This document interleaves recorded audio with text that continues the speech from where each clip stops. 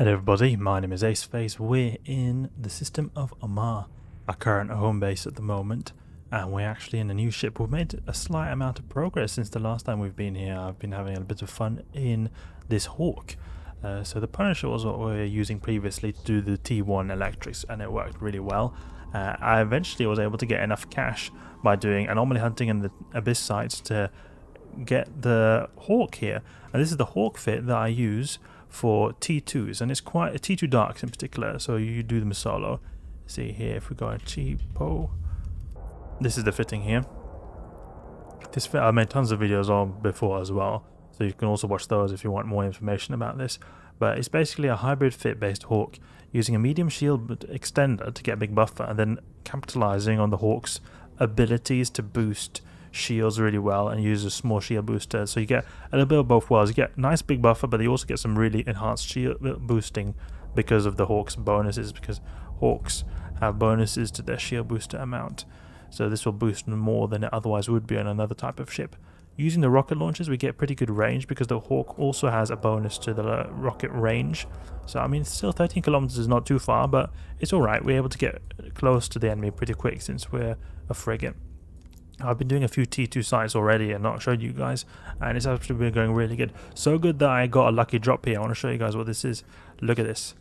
Unstable ballistic control system utilized. Ooh, spicy ISK. And we've also done a couple of sites, and we're sitting on 53 million ISK plus this. This is nice. So you'll see here, sell all this. See what we'll get here. 66 million ISK. Nice. Nice. That's amazing. So now we can buy a purifier as well. But I wanted to do some T2s just to show you guys how it goes here. I've got this entropic radiation sink blueprint here, and this blueprint is also quite valuable too. I mean, it's not amazing, but it gives you something. So you can get these by the minerals here. Basically, costs nothing. And then what you can do is use this. And start input materials required. Do I not have input materials? Why? Oh, you need 5 of them. So let's get 4 then, because we already bought 3 of them. So we got this here. There we go. So now I can start this. So each one of these sells for 1 million ISK. So then we get about 5 million ISK from this. It's nice. It's just a tiny bit of ISK, but it's pretty good to see. And we can actually get a little container here. Let's see now. Freight container.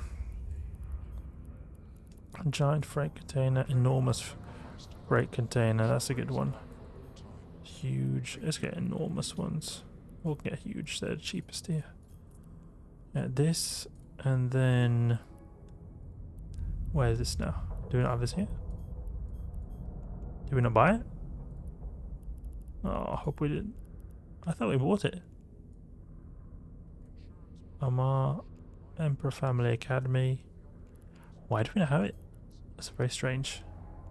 We've got a huge freight container. Oh, it's the filter we've got here, that's why. Assemble this. I want to just make this the junk so that we can put all the junk stuff in it. So there's a set name.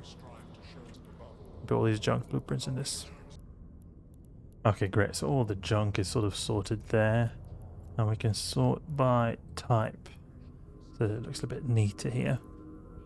Okay, great. So we'll do this T2 dark, and I want to show you guys how smoothly it can go.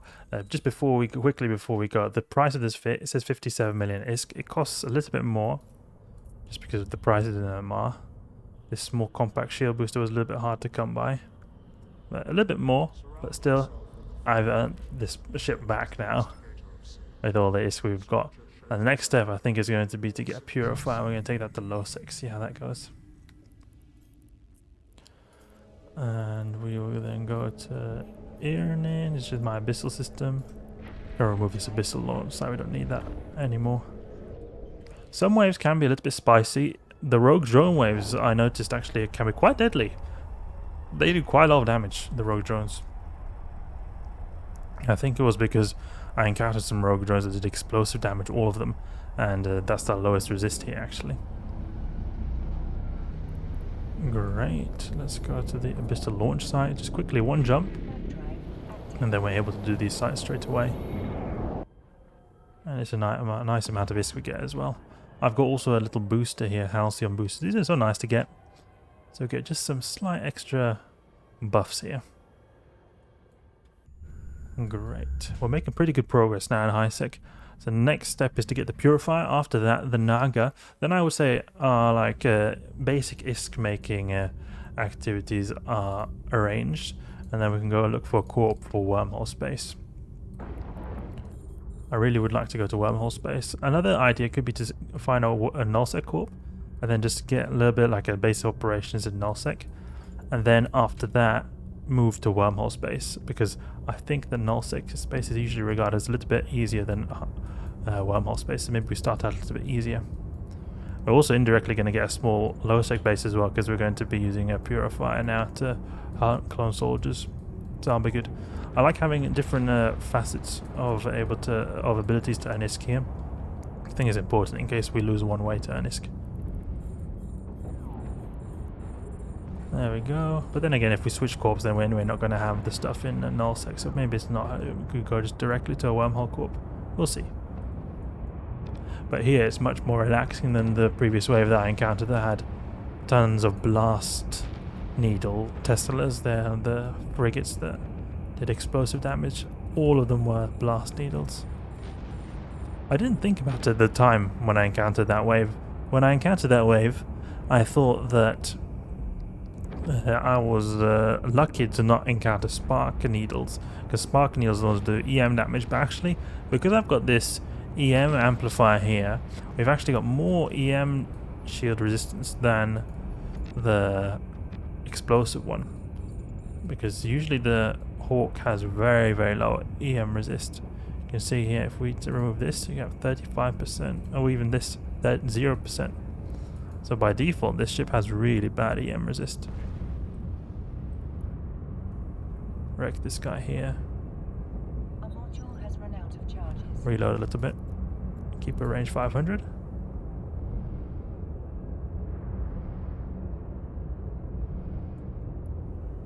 Now we can just land one volley here in this biocommemorative crash. 3 million. I find that the biocommemorative crashes in these T2s contains about 4 to 5 million ISK usually each time. And then it can be affected a little bit by the filaments that you get from it. Great, we're getting some good hits here. Scourge Rage Rocket, nice. So our range here, 13 kilometers, okay. Okay, these guys can be a little bit difficult. We've got Lucid Sentinel. I want to take him out first, because he's going to cause problems with our capacitor. And the Lucid Watchman, those two are going to be doing the most amount of damage. A bit careful with the capacitor here. To be honest, we can actually take these guys out who are coming to us close, because the Lucid guys, they like to keep their range, so we could just quickly take them out and reduce some DPS very quickly. And just keep the velocity up, then we're reducing the amount of damage we're taking. I don't think we're going to be used to do that much from the Sentinel at this range. Oh, never mind, he's getting close to us. Let's be careful, I don't want to get neuted out. Don't get too close. No, don't get too close. The newts are going to be super strong if we get too close. Orbit at about 10 kilometers. Orbit at 7.5, because I think we might just get out of range if we orbit at 10 kilometers. There we go. Better newt situation if we keep a little bit of distance. Just pulse the boosts occasionally. Destroyed. Nice. Okay, let's go to the biocommemorative cache here and reload that. And this ship has not got too good newt resistances. Go for the FEL to see he wants to get close to us. Might need to let him get a little bit close, because he gets close, then suddenly he pulls distance. One volley here. I just want to get the loot first. So we got it secured. We do quite a lot of damage with these rockets. But look here. 337 DPS is no joke. And we could have even more if we had some implants in. Some basic implants. We don't have any implants right now. Speaking of implants, you know, I was talking about us like, you know, not wanting to cheat anymore, just make sure we don't cheat with stuff. So we've given away a lot of stuff. When it comes to we've got our jump clones. Can't really. There's not really much we can do about it. Like we can't give the jump clones away, unfortunately. So you know what? We're going to destroy them. Goodbye, Asclepians. But it's just what we're going to do here, just to be able to reset and have this properly earned. Reload the missiles there. There we go. Good. So now we're fresh here. Still got some stuff in some areas, some personal assets that I haven't given away. I think it might be the contracts expired or something. Let's see. For spare, yeah, some things there. Maybe it's not too valuable, we'll see. Okay, let's continue buying competitive cash. And then escort here. I feel like implants, they ruined a lot of my experience when it came to EVE Online. Because I always felt the stress of having to have implants in because I didn't want to miss out on skills. You know, they can boost your skill training speed. But at the same time, it became very annoying when I had to go to do anything risky with PvE or PvP. I was always worried about losing them in the activity, so I didn't want to. It made me become a bit more risk averse. So when I'm sitting here, no implants at all, it feels very freeing in a way. It's a different situation if you need the implants to run the site, like say T5, and obviously I need that. But it feels very freeing actually. A lot of junk here that needs to be removed. I want to remove all that junk. Just need to get close to it to be able to give it away properly. Could perhaps, if there's people who want to have my junk, I could contract it to you, but I don't think there's many people who want to have my junk, so I could probably just contract it to an alt or something, just take them all.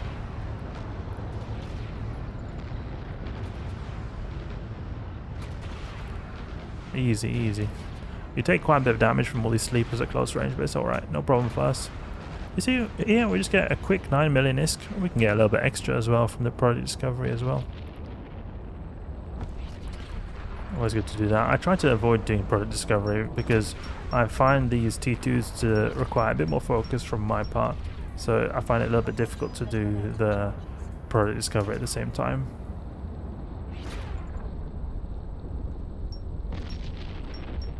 It's a bit difficult, in my opinion, to do them in this Hawk. Sometimes you can have waves that you really don't want to get close to, and that's where I need extra focus, otherwise you can die, because you can die to some waves in this fit if you're not paying attention. You definitely can, but you should be able to survive everything if you pilot correctly. Like the Sancho waves, the cruisers, dual cruiser rooms, they can be very deadly, but you have to just make sure you keep your range, and then you don't usually have too many issues.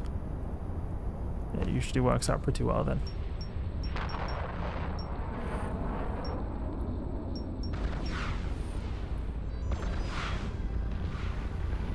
Pacifier by biosecurity responder skin. Oh, we got that.